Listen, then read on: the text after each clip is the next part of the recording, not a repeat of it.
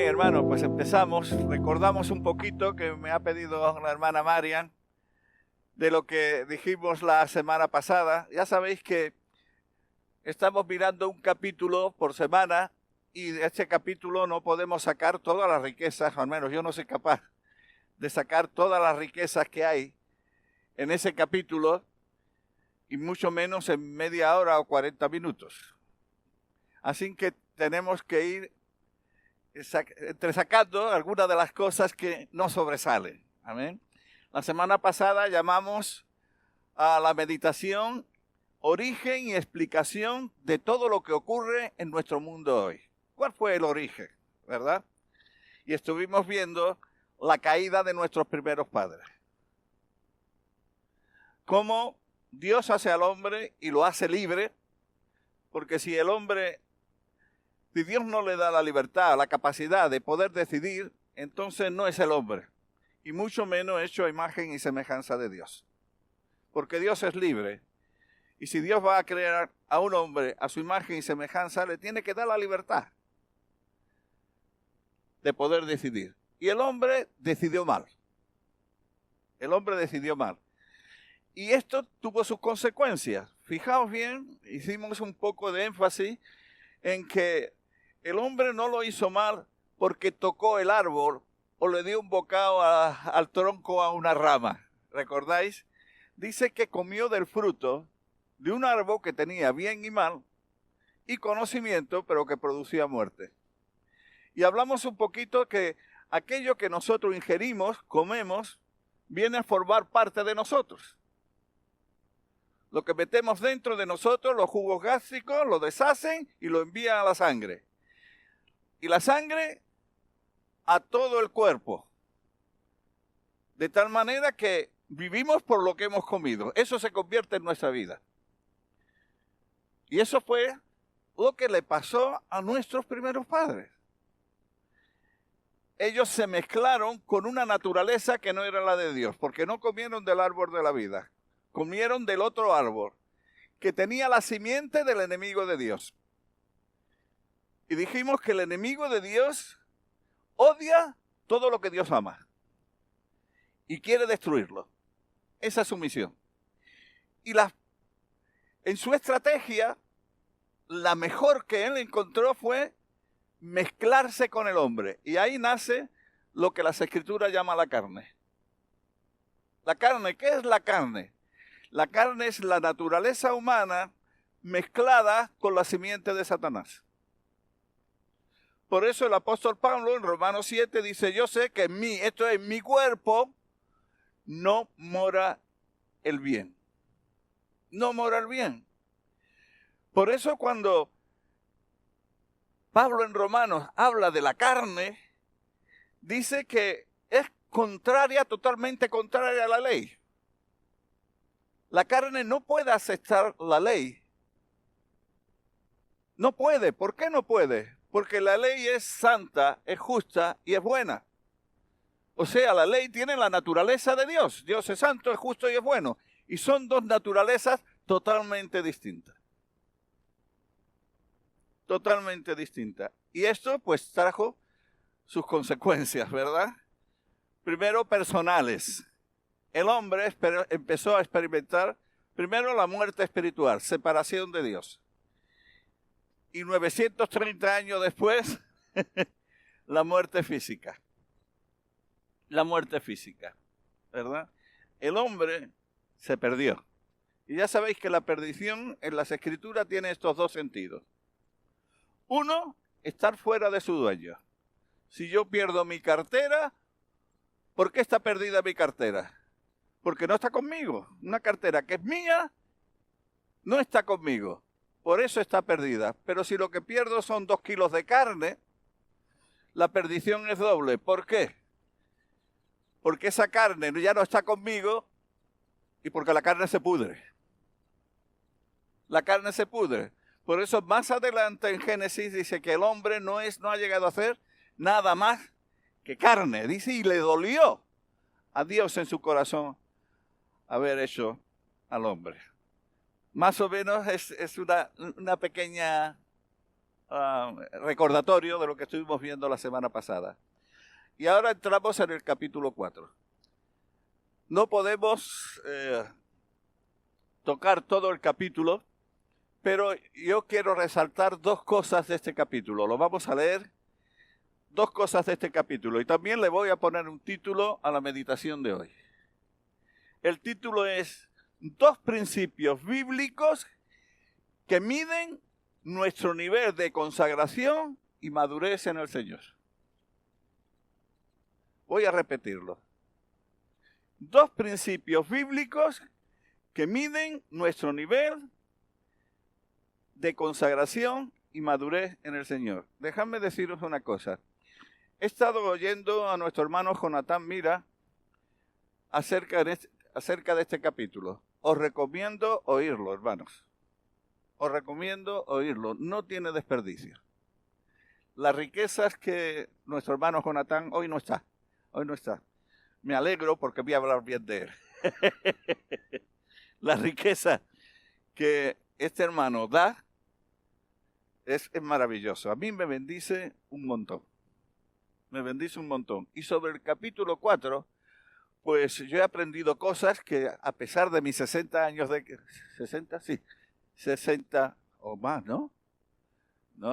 60 años de creyente yo no sabía. He aprendido cosas y aprendo mucho con él. Os aconsejo, si podéis, entrar en su, ¿cómo se llama su página? Bienvenido al Origen. Y lo último que he oído de él ha sido el capítulo 4. Y es extraordinario. Os aconsejo, si podéis, hacerlo. Amén. Y vamos a leerlo despacio y en vez en cuando voy a decir algunas cositas. Y luego ya nos metemos de plano. Amén. Capítulo 4 desde el versículo 1. Dice así la palabra del Señor. Conoció Adán a su mujer, Eva, la cual concibió y dio a luz a Caín, y dijo, por voluntad de Jehová he adquirido varón. Después dio a luz a su hijo Abel, a su hermano Abel, y Abel fue pastor de ovejas, y Caín fue labrador de la tierra. Aquí, fijaos una cosa. Dice que conoció Adán a su mujer y vino Caín. Pero luego no dice, y conoció Adán a su mujer y vino Abel. No lo dice. Y son muchos los que piensan que es que eran gemelos. Claro, entonces no había ecografía y no se podía saber. Pero fijaos bien que conoció a Adán a su mujer, Eva, la cual concibió y dio a luz a Caín, y dijo, por voluntad de Jehová he adquirido. Después, parece que no tardó mucho, después dio a luz a su hermano Abel. Y Abel fue pastor de ovejas, y Caín fue labrador de la tierra. Y aconteció andando el tiempo. Quedaos con esto, hermanos, es importante esto. Porque nosotros leemos una historia en medio minuto. Pero un labrador no se hace en medio minuto, ni un pastor se hace en medio minuto. Necesitan tiempo. ¿Por qué estoy diciendo esto? Porque después de leer lo que leemos, el capítulo 4, vamos a darnos cuenta de que cuando sale de la presencia de Dios Caín, pues se va a un lugar y se casa. ¿Con quién se casa? Ahora, cuando cogemos distintos textos de las Escrituras y lo unimos, entonces podemos tener una mayor comprensión de con quién se pudo casar Caín, ¿verdad? Primero, Dios hace al hombre y le dice, creced, multiplicaos y llenad la tierra. Luego dice que Adán vivió 130 años y engendró a Set. Y fueron todos los días de Adán 930 años. Y tuvieron hijos e hijas. Estando indagando un poquito, he podido llegar a la señora que se conoce desde que se está escrito del mundo. Creo que era una mujer rusa. Yo no voy a decir el nombre porque mi ruso es tan bueno como mi chino. Fatal, ¿no? Pero esta mujer llegó a tener 67 hijos. 67 hijos en el año 1730 y tanto. La mayoría fueron gemelos, trillizos y cuatrillizos. Y habían pasado casi 6.000 años desde la entrada del pecado, que como hemos dicho antes, el pecado pudre. Eva tenía la máquina muy nueva, ¿eh? Eva tenía la máquina muy nueva. Y además, habían aprendido lo que Dios le había dicho. Crecer, multiplicados y llenar la tierra. Quizás me estoy adelantando al final, pero como yo sé que no vamos a llegar ahí, pues ya digo la pregunta clásica de ¿y de dónde sacó Caín a su mujer? Pues pudo ser fácilmente o una hermana o una sobrina. Una sobrina, porque cuando sale Caín de la presencia de Dios han pasado bastantes años. Caín no era un muchachito. Por eso he leído andando el tiempo. Andando el tiempo. Seguimos. Volvemos a leer verso 3.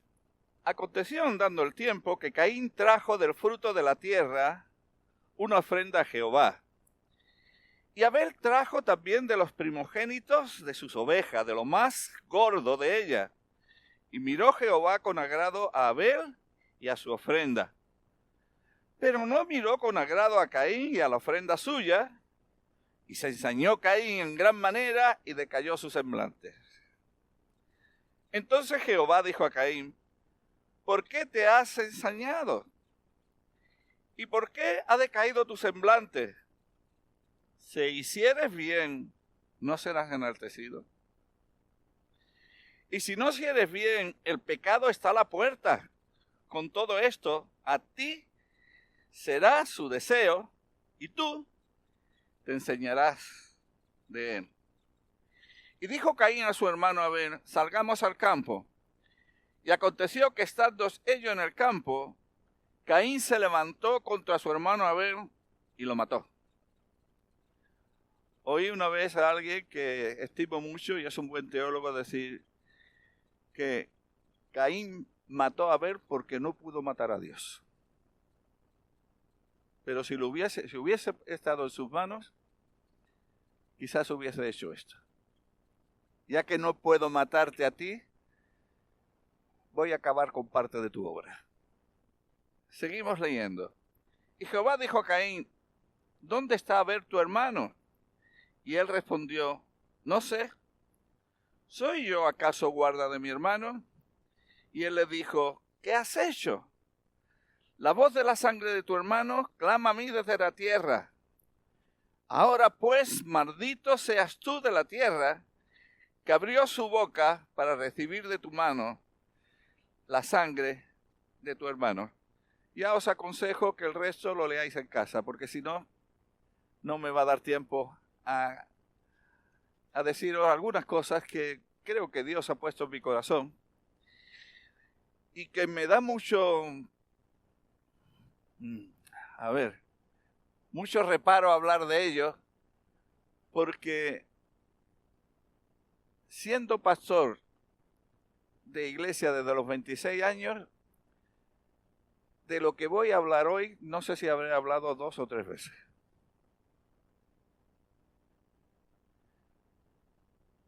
2 o 3 veces. Pero como toca, pues lo voy a tocar. Vamos a repetir el título. 2 principios bíblicos que miden nuestro nivel de consagración y de madurez. ¿Cuáles son esos 2 principios bíblicos? 1. Lo que ofrendamos a Dios. 2. y de esto, de lo que ofrendamos a Dios, es lo que habré hablado 2, 3 veces, no creo que más. No, nunca me gustó hablar de las ofrendas, no sé por qué, pero nunca. Y la segunda es, ¿qué importancia tiene tu hermano para ti? Repito, dos cosas que miden el grado de consagración que tenemos a Dios son nuestras ofrendas a Dios y qué tal importante es tu hermano para ti. De esto sí he hablado muchas veces, pero creo que son dos cosas importantísimas. Y vamos a empezar con las ofrendas, ¿no? La importancia de cómo ofrendamos a Dios. Fijaos bien lo que dice el texto que hemos leído. Y Abel trajo de los primogénitos de sus ovejas, de lo más gordo de ella, y miró Jehová con agrado a Abel y su ofrenda. Fijaos el orden. Dios miró con agrado a Abel y su ofrenda. Y no miró con agrado, fijaos en el orden, a Caín y su ofrenda. No es al revés. Dios miró con agrado a Caín, a Abel, y su ofrenda. Primero, Abel. ¿Por qué? Primero tenemos que ver lo que Dios mira y valora. En Proverbios 17:3,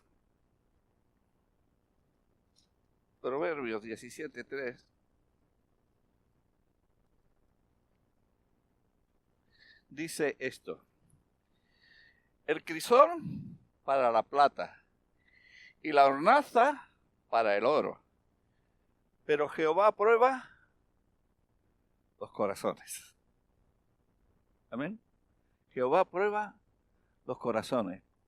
Primera de Samuel 16:7. Yo creo que os acordáis de este texto. Nada más que empecemos a leerlo. Primera de Samuel 16:7.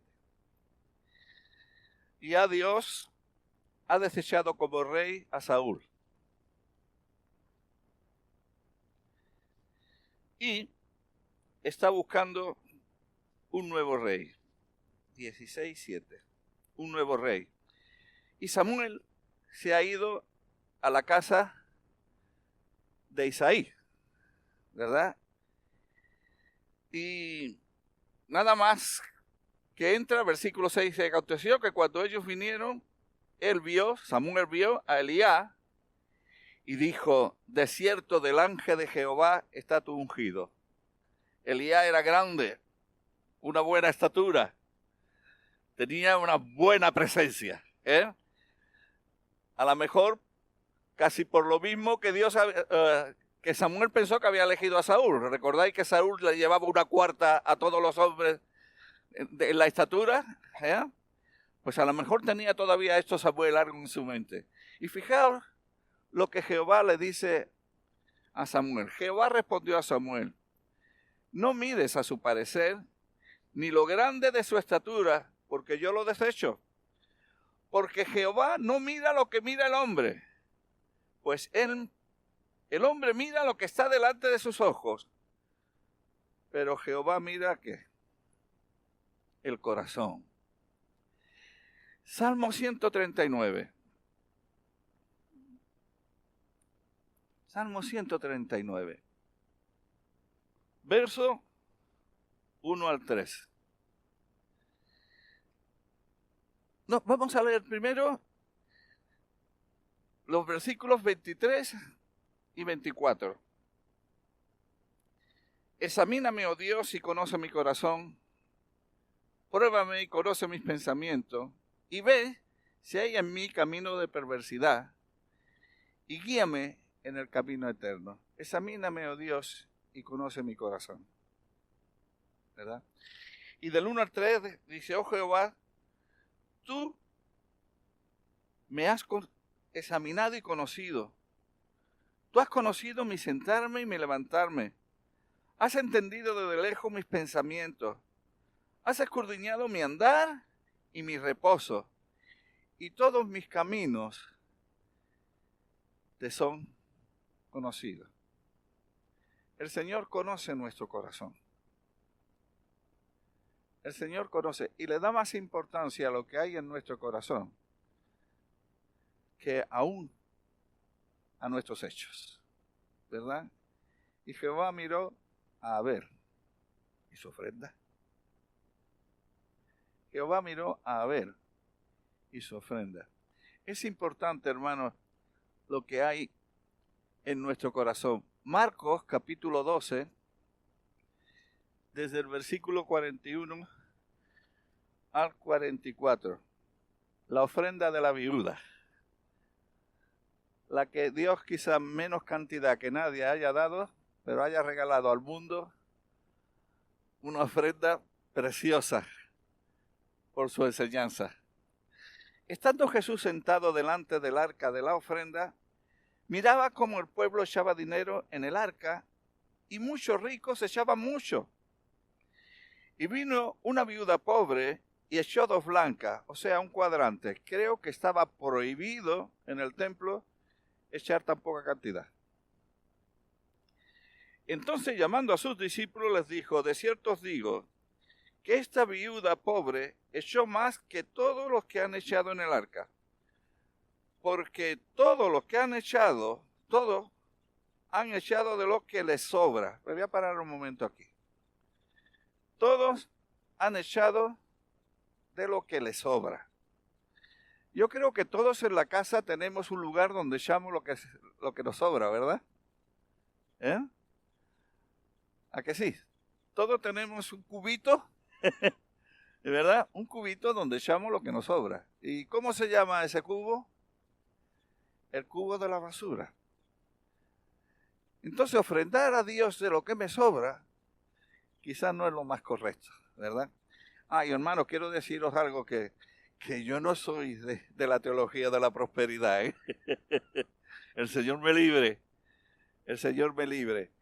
Pero es curioso que de cada 6 textos que hay en toda la Torá, toda la Biblia, para mí la Torá es desde Génesis a Apocalipsis, de cada 6 textos, 1 habla de economía. Ahora, pero esta, de su pobreza, echó todo lo que tenía, todo su sustento. Esta mujer dio más que ningún otro, porque dio todo lo que tenía, ¿verdad? Y Marcos 10, 17 al 30, el joven rico. Al salir él para seguir su camino, vino uno corriendo e hincando la rodilla delante de él le preguntó: Maestro bueno, ¿qué haré para heredar la vida eterna? Jesús le dijo: ¿por qué me llamas bueno? Ninguno es bueno sino solo uno, Dios. Los mandamientos sabes: no adulteres, no mates, no hurtes, no digas falso testimonio, no defraudes, honra a tu padre y a tu madre. Él entonces respondiendo le dijo: Maestro, todo esto lo he guardado desde mi juventud. Como va el tiempo pasando, conocéis la historia, en casa leerlo hasta el 30, En casa leerlo hasta el 30. Fijaos bien, este joven vino con la pregunta más importante que una persona se puede hacer. ¿Cómo tendré la vida eterna? ¿Con dónde y con quién voy a pasar mi eternidad? La pregunta era de la más importante que se puede hacer. Y además, fijaos bien que se lo hizo a la persona más importante que se le puede hacer esa pregunta, a Jesús. Y además, dice que se puso de rodillas en otros pasajes paralelos, en la actitud correcta. Le llamó maestro. ¿Haciendo qué cosa heredaré la vida eterna? Y Jesús le dijo: los mandamientos sabes. Él luego le dice: todo esto desde pequeño lo he vivido, lo he cumplido. Y Jesús no le dijo, estás mintiendo. Yo le hubiese dicho, estás mintiendo de una forma descarada, ¿verdad? Porque esto, según Romano, todos somos pecadores y no hay justo ni un uno, ¿verdad? Pero Jesús no le dijo eso. Jesús no le dijo eso. Le dijo, una cosa te falta. Vende lo que tienes y dalo a los pobres. Pero fijaos bien, se fue triste. Se fue triste. Dice que Jesús mirándole, le amó. Le amó. ¿Dónde estaba un muchacho tan excelente, con las cosas tan claras? ¿Dónde tenía su corazón este muchacho? ¿Verdad? ¿Dónde tenía su corazón? Fijaos bien, hermanos, tengo más textos, pero si luego alguno lo quiere, se lo doy. Las edificaciones de Dios se hicieron con ofrendas. ¿Os habéis dado cuenta de este detalle en las Escrituras? Vámonos a Éxodo capítulo 25. Éxodo 25. Éxodo 25, versículos 1 y 2. Jehová habló a Moisés diciendo, di a los hijos de Israel que tomen para mí ofrenda de todo varón que la diere de su voluntad, de corazón.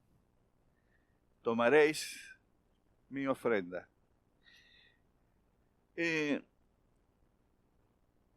Me fijé que la palabra ofrenda en hebreo es terumá.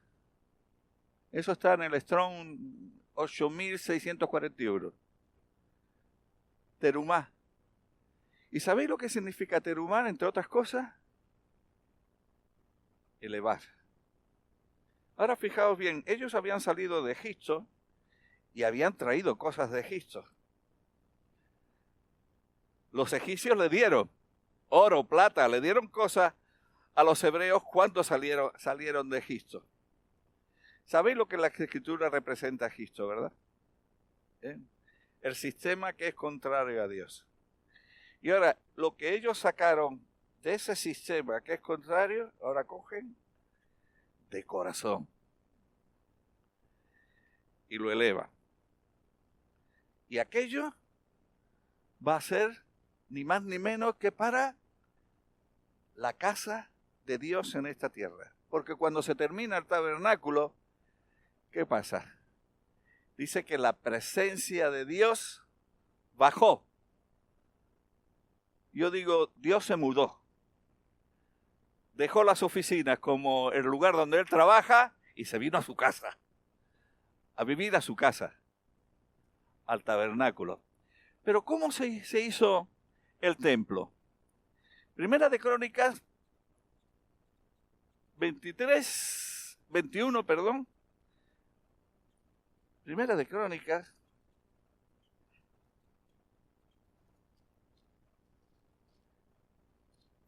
¿Estáis cansados, hermanos? Me alegro. Primera de Crónicas 21. Y vamos a recordar algunas cosas que están pasando. David censa al pueblo por su cuenta. Por su cuenta, ¿no? Porque Dios le dijo, por ejemplo, en Números, capítulo 1, a Moisés, mira, censa al pueblo. Pero ahora aquí David, por su cuenta, censa al pueblo. ¿Para qué se censa un pueblo? Para ver con qué cuento, dónde tengo yo como rey, dónde tengo la fuerza. ¿Cuántos, según la edad, pueden estar en el ejército y con cuánto cuento de impuestos? Hombre, este David, que en muchas cosas era extraordinario, se estaba desviando quizá un poquito de su confianza. Aquel que había dicho, tú vienes en mí confiando en tu fuerza, pero yo voy a ti, le dice a Goliat, en el nombre de Jehová Dios, ¿verdad? Ahora, él censa al pueblo. Y a Dios no le gusta eso. Por lo tanto, eso tiene sus consecuencias. Y Dios le da a elegir 3 cosas, ¿no? Te van a pasar de estas 3 cosas, elige. Y él elige una, la que estaba, digamos, en las manos de Dios. ¿Qué pasa? Pues ¿cómo se llama? La peste española. Una epidemia de la cual mueren muchos. Pero ocurre algo, dice que mientras que están muriendo, el ángel de Jehová pasa por una era.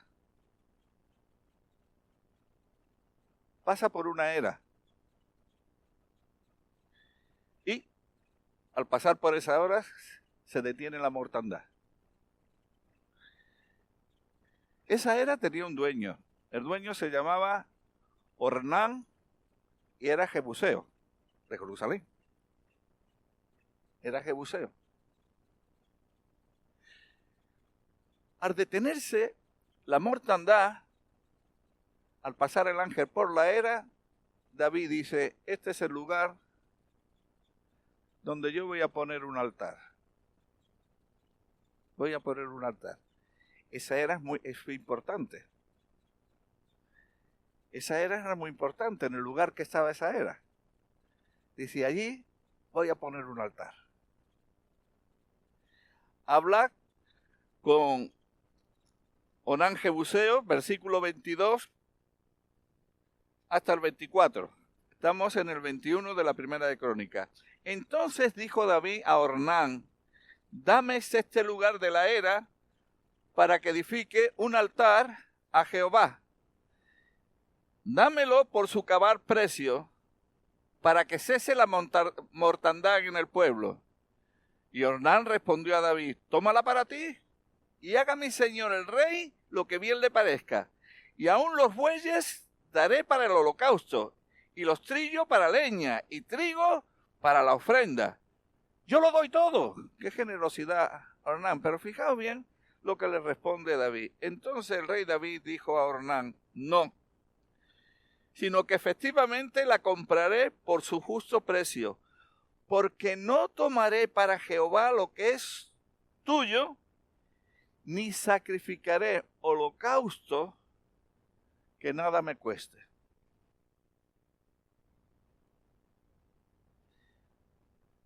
No sacrificaré holocausto que nada me cueste. No voy a ofrendar a Dios lo que me sobra. No voy a ofrendar a Dios lo que otro me da. Voy a ofrendar a Dios lo que algo me cueste. Y ahora vámonos al capítulo 29. Y aquí sí me gustaría casi leer todo el capítulo, pero no podemos hacerlo. Ahora ya estamos en el templo. Hay una cosa que no he dicho. ¿Sabéis dónde estaba la era de Ornán Jebuseo? En el monte Moriah, en el mismo lugar donde Abraham iba a sacrificar a Isaac. Y Dios proveyó el carnero. Por eso al pasar el ángel por allí dice, aquí se para la mortandad. Aquí se para. Y ahora es allí donde David, que tenía un corazón para que Dios tuviese su casa aquí, es el lugar ideal para hacer el templo. Hacer el templo, ¿verdad? Y David quiere hacer el templo, pero Dios le dice, has derramado mucha sangre. Tú no me lo harás. Tú no me lo harás. Pero sí me lo va a hacer tu hijo. Y David va con los planos a Salomón y le dice, todas estas cosas, dijo David, me fueron trazadas por la mano de Jehová, que me hizo entender toda la obra del diseño. Y se van a poner mano a la obra. Y fijaos bien lo que dice, lo que hicieron. Entonces los jefes de la familia y los príncipes de las tribus de Israel, jefes de millares y centenas, con los administradores de la hacienda del rey, ofrecieron voluntariamente. Y luego da todo lo que ofrecieron. Versículo 9. Y se alegró el pueblo por haber contribuido como voluntariamente. Versículo 14 dice, porque ¿quién soy yo y quién es mi pueblo para que pudiésemos ofrecer voluntariamente cosas semejantes? Pues todo es tuyo y de lo recibido de tu mano te damos. Amén. El templo se hizo con ofrendas voluntarias. Y yo cuando leí esto, y de lo recibido de tu mano te damos, me acordé de Malaquías, capítulo 3, versículos 6 al 9. Recordar esto, y de lo recibido de tu mano te damos. Recordarlo, porque todo es tuyo. Malaquías 3, desde el versículo 6 dice, porque yo Jehová no cambio, por esto, hijos de Jacob, no habéis sido consumidos. Desde los días de vuestros padres os habéis apartado de mis leyes, y no la guardasteis. Volveos a mí, y yo me volveré a vosotros, ha dicho Jehová de los ejércitos. Mas dijisteis, ¿en qué hemos de volvernos? ¿Robará el hombre a Dios? Pues vosotros me habéis robado. Y dijisteis, ¿en qué te hemos robado? En vuestros diezmos y ofrendas. Malditos sois con maldición, porque vosotros, la nación toda, dice Jehová, me habéis robado. Claro, si de él lo recibimos, cuando tenemos algo que le pertenece a él y no se lo devolvemos,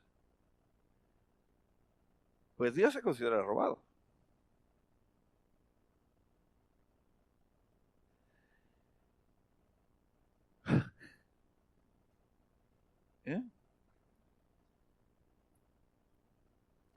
Las dos primeras, la primera para el tabernáculo, la segunda para el templo. Aparte de eso, Dios tenía sacerdotes y tenía levitas que no tenían su posesión en la tierra y que vivían de las ofrendas que el pueblo daba a Dios. Cuando un levita que estaba casado y tenía mujer e hijos, pues dejaba de recibir esa ofrenda, pues se tenía que poner a trabajar en labores naturales, ¿verdad? Si se ponía a trabajar en labores naturales, ya no podía atender las necesidades espirituales del pueblo, por lo tanto, la espiritualidad del pueblo bajaba.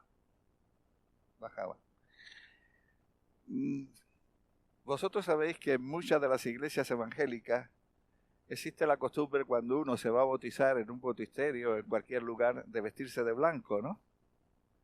Vestirse de blanco.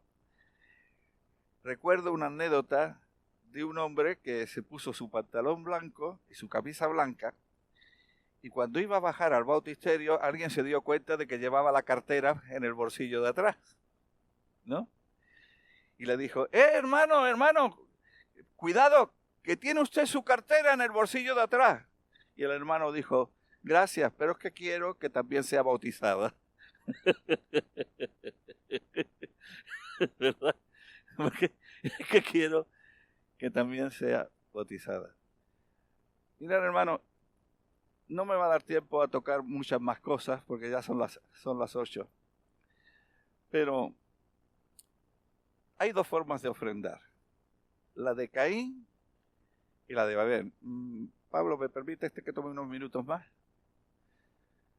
La de Caín y la de Abel. Ahora, vamos a ver, porque no me da tiempo a mucho más, cuando se inaugura el nuevo pacto, el día de Pentecostés, ¿cuál era una de las cosas que más sobresalía? ¿Que hablaban lengua? Bueno, está bien. La generosidad de los hermanos unos con los otros.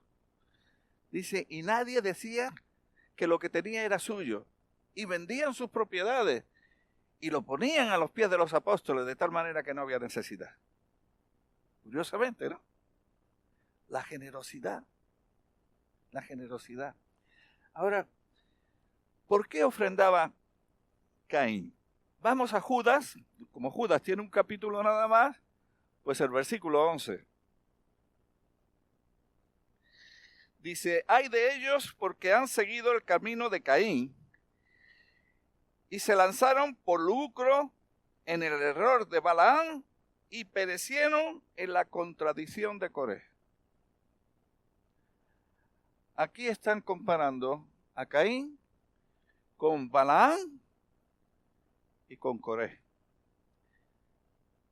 ¿Quién era Balaam? Balaam era un profeta codicioso. Codicioso.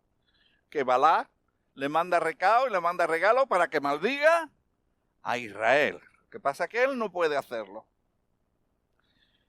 Y aunque no puede maldecirlo, dice, porque ¿cómo voy a maldecir yo lo que Dios ha bendecido? Sí abrió una puerta para destruir a Israel. Que se casaran las madianitas, creo que eran, con los hijos de Israel.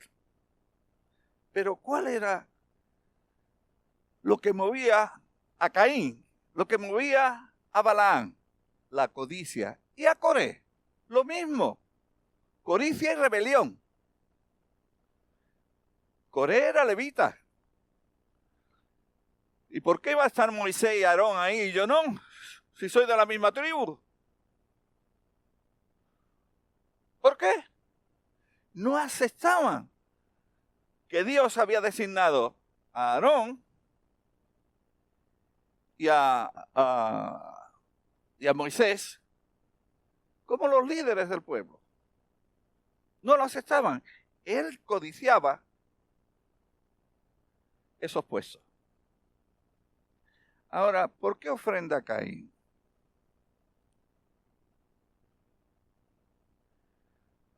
¿Por qué ofrenda Caín?